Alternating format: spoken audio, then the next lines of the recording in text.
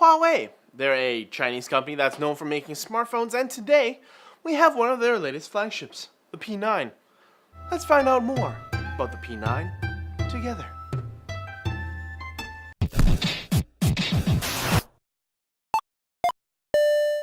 Let's start off with what's included in the box. In the first layer we have the phone. On the second layer we have 3 separate boxes. The headset and Type-C cable come in the top left box. The bottom left box houses the power adapter. And the box on the right has a SIM ejector tool, a phone case, which is really cool to see a company include a slim style case for their product, and finally, documentation. Onto the exterior of the P9. It measures 145mm tall, 17.9mm wide, and it's 7mm thick. Wait, what? Did you say 7mm thick? Yes, I did. That's thinner than my Z5. Hell, it's thinner than an iPhone 6s by 0.1mm. So yeah, that should grab your attention right away. The phone comes in a variety of colorways: ceramic white, rose gold, titanium gray, mystic silver, prestige gold, and this bad boy right here, this is the haze gold version. Moving along to the front of the phone, we see that most of the real estate here is taken up by a 5.2-inch IPS Neo LCD screen with Gorilla Glass 4 running a resolution of 1080 by 1920, giving it an effective pixel density of approximately 423 ppi. At the top of the front, we find the 8-megapixel selfie camera, the light sensor, and the earpiece that has a hidden status indicator LED on the right side behind the grille. And at the bottom of the front, there's only a Huawei logo. On the right hand side, we have what I like to call the multi-purpose tray. Why? Well, because this particular model of the Huawei P9 supports 2 nano SIM cards, or just 1 nano SIM and a micro SD card up to 128 gigs. So there you go, multi-purpose. At the very top of the phone, we have the noise reducing microphone, and at the bottom we have a 3.5mm jack, another microphone, a USB Type-C port, and a bottom firing speaker. And finally, at the back, we have a dual camera setup from Leica. Each lens is 12 megapixels. There's also a dual tone LED flash and laser autofocus sensor. Just underneath that, there's a fingerprint sensor that also doubles as a wake sensor, and near the bottom, more Huawei branding. Now, in terms of specifications, this dual SIM version runs a quad-core ARM Cortex A53 CPU running at 1.8 GHz, a Mali T880 GPU, 4GB of RAM, 64GB of storage space, a 3000 mAh battery, and it runs Android Marshmallow 6.0, although it does have Huawei's EMUI version 4.1 skin overlay on it. Let's move along to some benchmarks. In Geekbench 3, the P9 scored 1,878 for single core, and for multi-core, 6,300. For Antutu, the P9 scored a 61,126.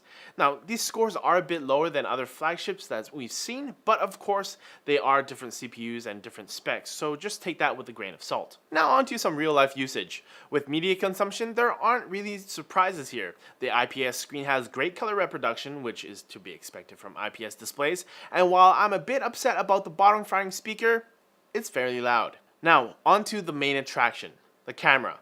Or in this case, cameras. The dual 12-megapixel cameras were co-developed with Leica, a well-known camera maker. One sensor captures color while the other only captures in black and white, or monochrome. Now, the monochrome sensor lacks a filter that most color cameras use, but this allows for this sensor to capture more light and in theory will do better in low light situations. The monochrome mode on the P9 is actually true monochrome as opposed to desaturated color photos other smartphones take. And when you take the two sensors and use them together, you essentially have a high quality background defocus. Huawei's camera app offers a manual mode with a lot of different on-screen, on-the-fly adjustment choices for shutter speed, manual focus, ISO, and other options. But I'm just a regular Joe who isn't as big as a photo nut as others here at the studio, so I just set things to auto. Along with the manual controls, the Huawei camera app offers a lot of different modes. There's the usual HDR, monochrome, which we mentioned earlier, panorama, and more. The most fun one to use for me was light painting mode. I mean, my pictures came out kind of crappy, but it was fun to do all the same. Now, the sad part about the P9 is that it doesn't have 4K capabilities with either camera. You can shoot up to 1080p 60 frames per second videos and slow motion videos at 720p 120 frames per second. Personally, I've never had the real need to shoot in 4K, so I can live without it just fine. But anyone looking for a 4K video camera, you don't have to consider the P9. On to battery life. With auto brightness on, I can get through an entire day and have about 30% battery life left, which isn't too shabby for a 3000 mAh battery, but of course, your mileage may vary. Personally, I think the biggest turnoff about the P9 is their EMUI skin over Android. While the overall look is nice and the phone comes with different themes, the setting menu does get a bit hectic as it isn't easily accessible as other flagships.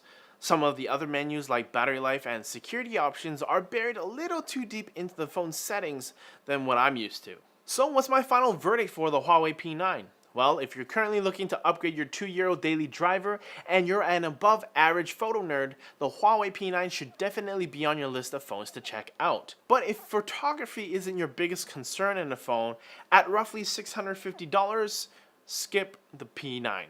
Most other flagships at that price range will still be able to take adequate photos, and they offer better performance in the CPU department, and some others will even offer waterproofness at a few dollars more.